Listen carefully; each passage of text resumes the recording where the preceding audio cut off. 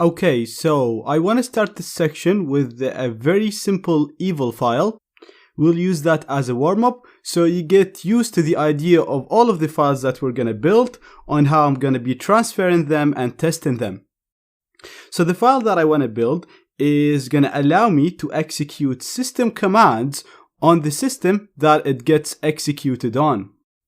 So this file will work against all operating systems as long as you use commands that work on that operating system. So if you put a Windows command, this Windows command will work on Windows computers. If you put a Unix command, then it will work on Mac OS X, Android, and even Linux. Now, for this lecture and all the coming lectures, we're going to be using the programs or the evil files that we build as Python scripts. And at the end, I'll show you how we can package these programs as executables for Windows, for Linux, or for OS X. So, I already have my PyCharm running here, and I've already created a new project and a new file called execute command. And this file is going to be very, very simple. It's going to take a variable, so we'll call this variable command, and this is going to be the command that I want to run. And then we're going to use subprocess, so I'll do import subprocess. So this is a module that we've seen before and used in a number of programs. And we're going to say subprocess dot popen. Now popen is one of the functions that you can use with subprocess in order to execute system commands. The cool thing about the popen is that it executes the command that you give it and continues the program execution. So it doesn't wait for the command to finish execution. So the command that we're going to execute is going to be the command stored in the command variable. And we're going to set shell to true. And that's it. Our script is done. Very simple. It takes a command variable, it executes the command using the popen function of the subprocess module. Now, like I said, the command here can be any command you want for any operating system. So you can put Windows commands here if your target is Windows. You can put Unix commands if your target is going to be Linux or OS X. Now for today's lecture, because I want to keep this very simple, we're going to be using a very simple Windows command. So if I just go to the Windows machine here and open my command prompt, so I'll type cmd. And if we just type msg followed by a star followed by a message, so let's say you have been hacked, you'll see that we'll get a message saying you have been hacked.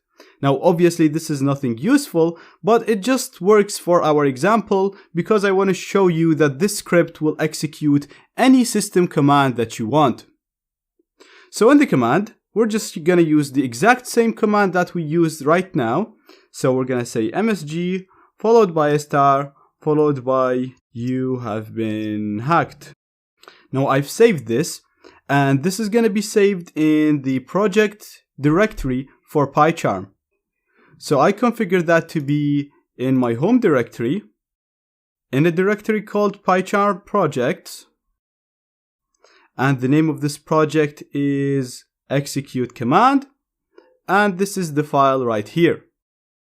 Now I want to transfer this file to my Windows machine, so I'm going to copy this file and I'm going to put it in my var www.html,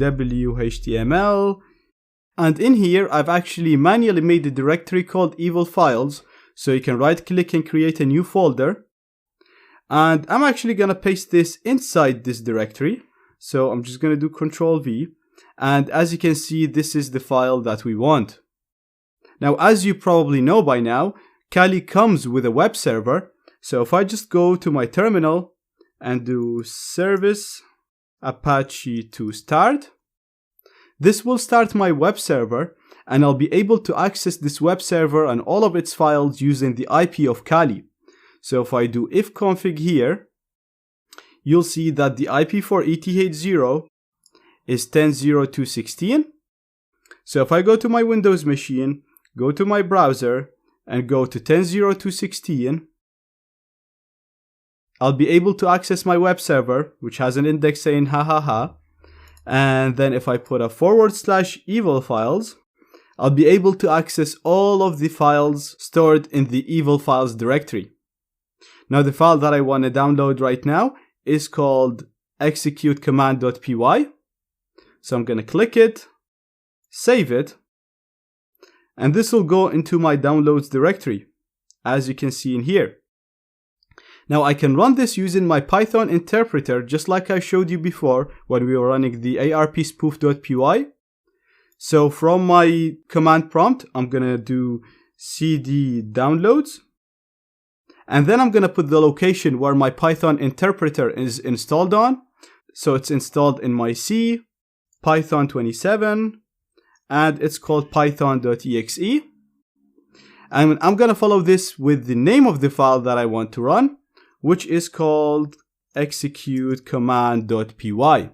So again, this is exactly the same way that we used when we were running the ARP spoof Python script, and it's the same way that you want to use when you want to run any Python script on Windows after installing the Python interpreter.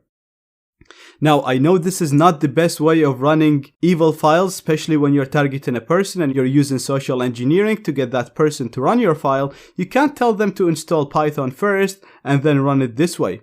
But we're just testing right now, and later on I'll show you how you can package this into a normal exe or even make it look like an image, a PDF, or any other file type. So for now, we're still in the testing stage, and all the programs that we're going to build, they're going to have a Python extension, and we're going to test them like so. So for now, I'm going to hit enter to run this. And we got an error. Now, I actually wasn't sure why I got this error because we tested the message command and it works. So I had to Google it, and in the result, I got a result from Stack Overflow, which is a really good website for you to debug when you get errors like this. And the first result explains it very well. Basically, the message command that I use is only available for 64-bit. So when I'm running the command prompt in here, it's running in 64-bit, and therefore when I use the message command, it works. But if you remember, when I installed Python, I installed the 32-bit version of the interpreter. Therefore, when Python tries to call this command doesn't exist.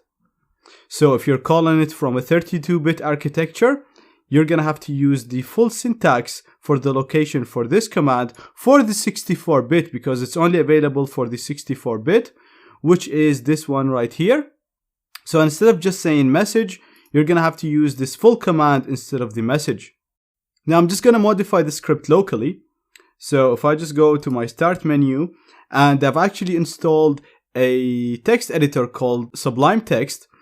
I'll link it in the resources. It's a really good text editor for quick editing like this, instead of me going back to Linux, editing the script there and coming back.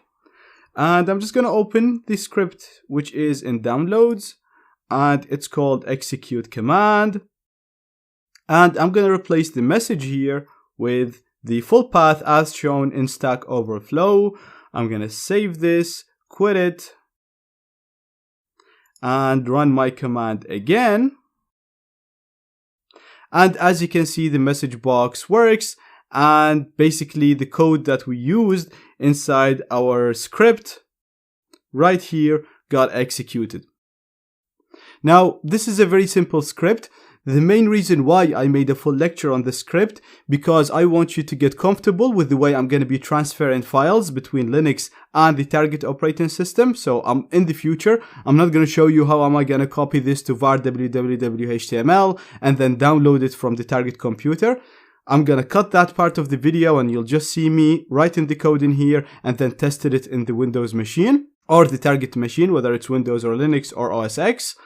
And I also wanted to just get you comfortable with the way that we're writing simple scripts that will execute commands or do evil stuff on the target that are useful to us.